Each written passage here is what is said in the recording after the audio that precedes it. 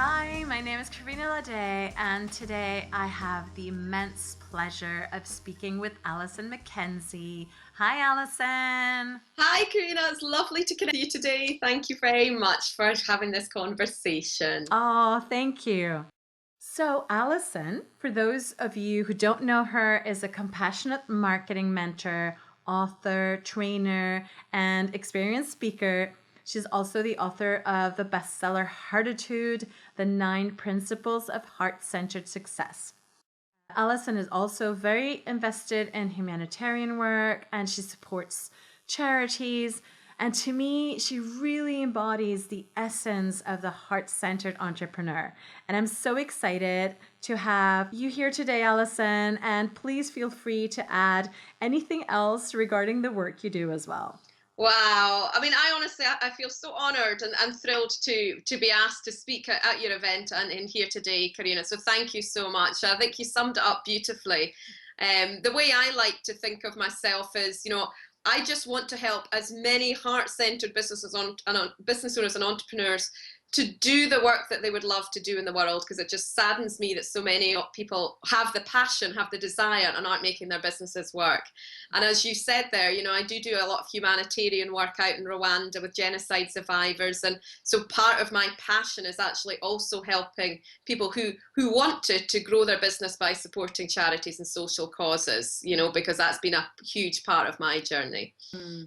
That's beautiful. I think it's also so interesting to look at our businesses from a higher perspective, because sometimes we get so caught up in the details of our work, attracting new clients and making enough money, instead of seeing how we can take small steps towards creating a better future for the world, for ourselves.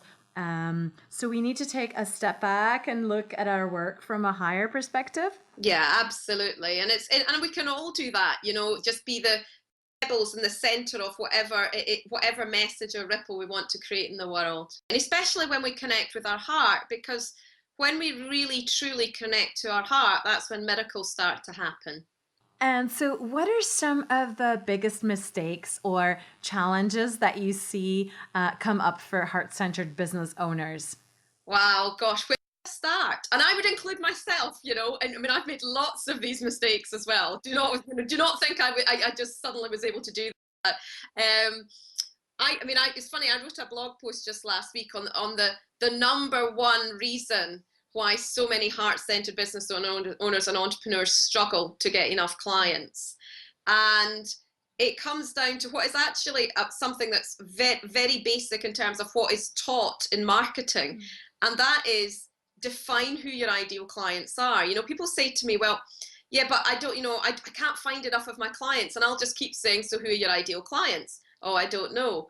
I meet people and they're not willing to pay me for what I'm doing. Well, they're not your ideal clients. Who are your ideal clients? Oh, I've not really defined that. I can help anybody. I can help everybody. And it's such a beautiful quality to have, desire to want to help everybody in the world. But when we're that vague, nobody gets what we do. And therefore, we're letting so many potential ideal clients slip through our fingers in those conversations. Because when you define who your ideal clients are, then all you need to do in terms of finding out where they are and how much they're willing to pay, you just go and ask them. But you first have to define them. And when you define them, you can go and say to them, well, so, what problems have you got? What would you like help? How much would you pay for that? What social media platforms do you hang out on? And that, without a doubt, is at the crux of everything that we do. Because what I see so many people doing is coming up with their idea for what they want to offer, but that's only part of being in business. We have what we want to offer, and we have what the market wants, and we need to find a way in which that can come together. And so that's at the crux of, I guess, the marketing bit. And then in the sales, it's mindset. There is a lot of understanding the steps to take and things to do, but without a doubt, it's eliminating and clearing the negative emotional charges and blocks that most of us have to selling. Because when you think of it as something that's yucky and a horrible thing to do, you're just not going to do it, and that isn't going to help for business. So it's changing how we think and feel about selling.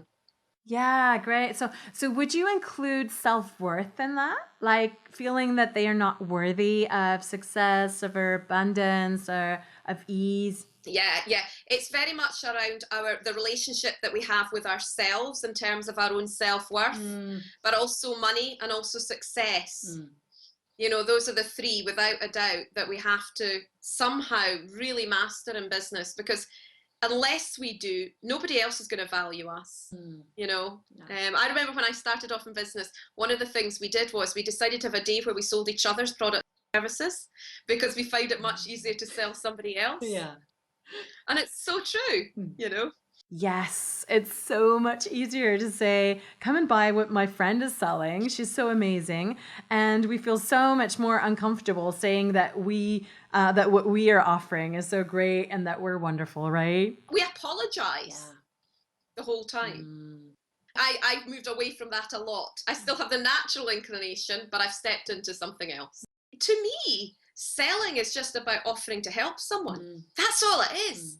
And when we can neutralize the old ways of thinking and feeling and start to realize that if somebody's got a problem, to not have the confidence or to give our egos and to think, I'm not going to offer to help that person because they might think badly of me, or maybe they think, you know, I don't deserve to get paid for what I'm doing. We're giving into our egos, and to me that's being selfish, because we're not actually stepping forward to help that person. And that's why I now talk about compassionate sales, because when I wrote my book, I've got a chapter in my book on compassion. And when I was writing it, I looked up the dictionary. I thought, I better get really clear on all the definitions of compassion. So, you know, I did the basic look up the dictionary and read lots of books and things as well. But what I took from that was that when we feel somebody else's pain, that's when we demonstrate the empathy. Compassion is actually about taking action to eliminate that pain. And as soon as I read that, I was just like, that's all selling is. Wow, that's amazing. That actually, it's all about, if we are not offering to help someone, we're not being compassionate. And it's just a different mindset. I love that. And sometimes it's just that small shift that completely changes how we see things, right? Yeah. And when we change how we think and feel, that's when we start to we do things differently in terms of what we do and how we do it. And then all of that has an impact on how other people perceive us. None of us would somebody who came across as if they were doubting in their own abilities or the of what they were offering. No. No, that's true. We hear about being heart-centered in business and heart-centered sales, but what does that actually mean? And what's your definition of heart-centered business or heart-centered sales, Alisoun? And why is it so important?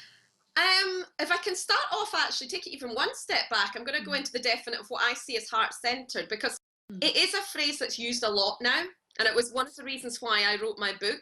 The topic was because, to me, being heart-centered, being kind to other people is part of being heart-centered, but it's not all. Because to me, being heart-centered is actually being kind to ourselves and to other people, to be loving to ourselves and other people.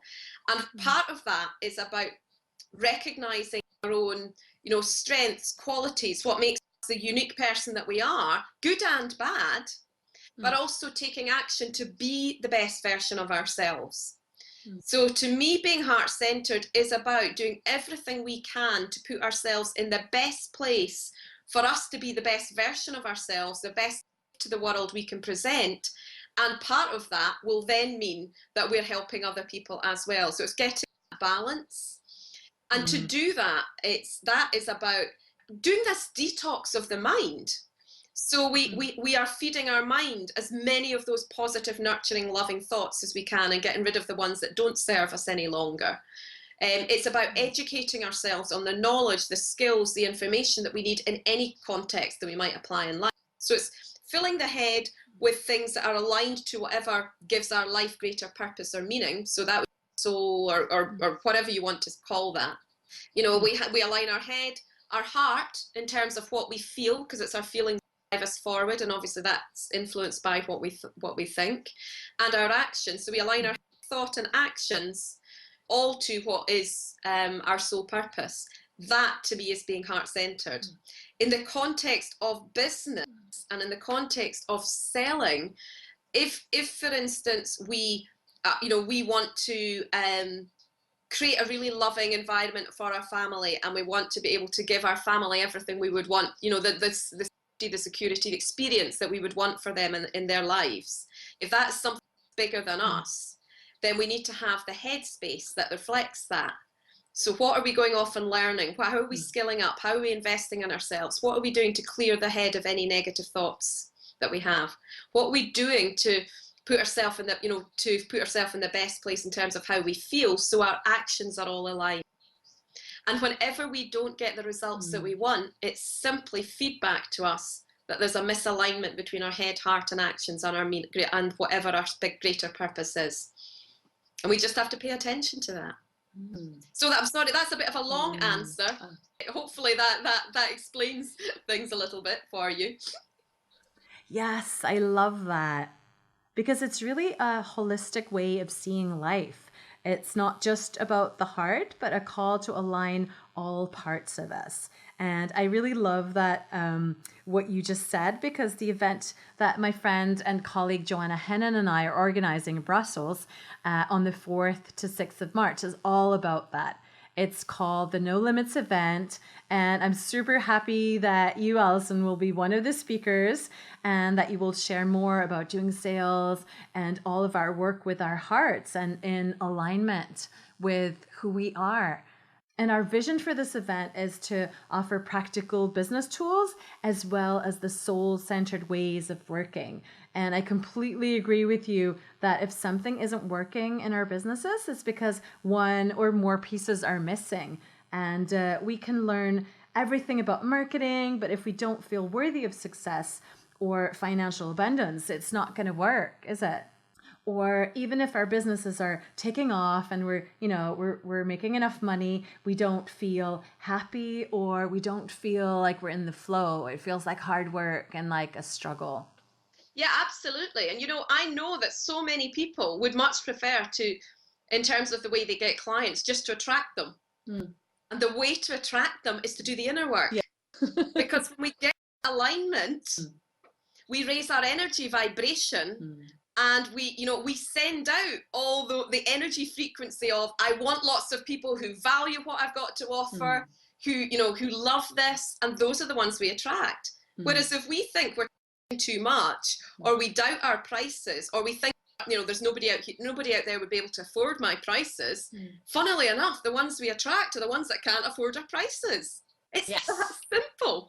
So it's just a mirror. Whatever's happening in our outer world is a mirror of what's going on internally. And to make things easier, we just want to be that best person, and we will start to attract the people that we already are attracting the people that reflect what's on our inner world, but we want more of the ones that can afford to pay us well for what we do, so that we can make the difference we want to make in the world.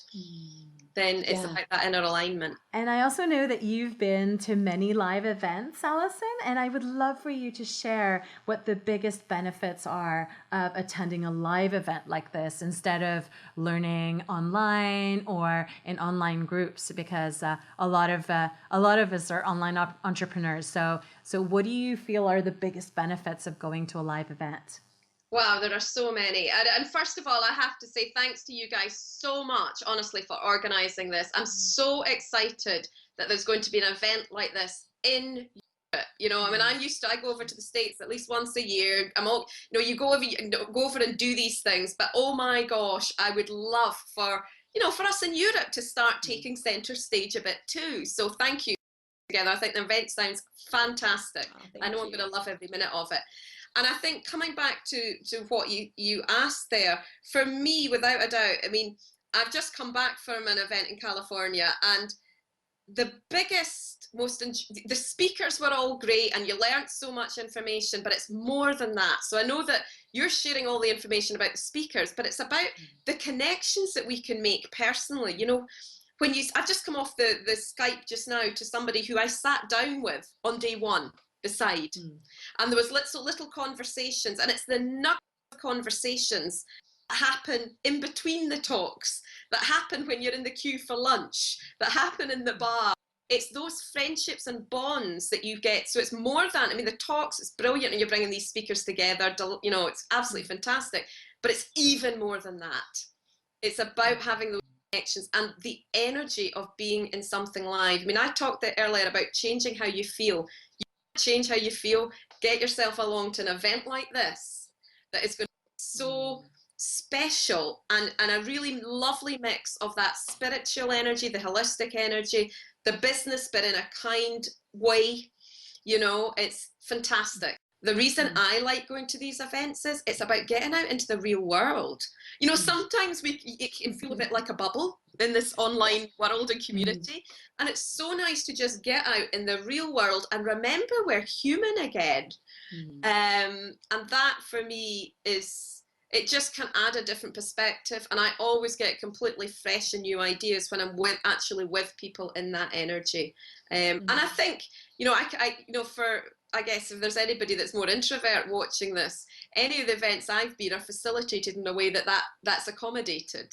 And I'm sure, you know, I know we've only spoken a couple of times, Karina, you know, that's something which I'm sure would be, you know, people would be made to feel very, very comfortable. So I just thoroughly encourage anybody to come along. I'm so excited about going to be there.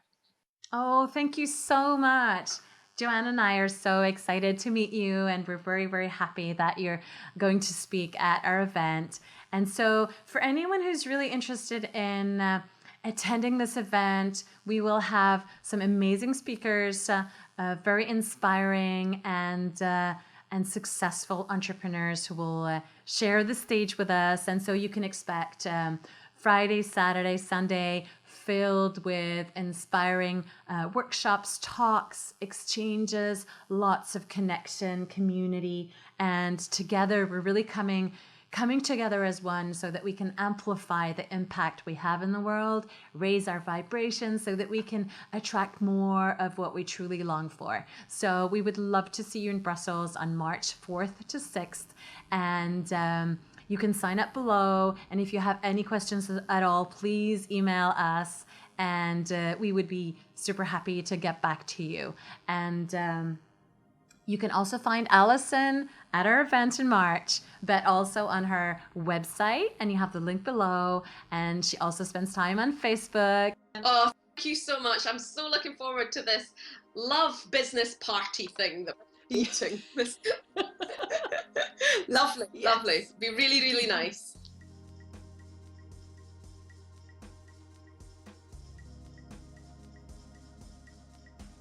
Thank you so much to Alisoun Mackenzie today, and thank you so much for listening to this. And I hope to meet you in Brussels. Have a beautiful day.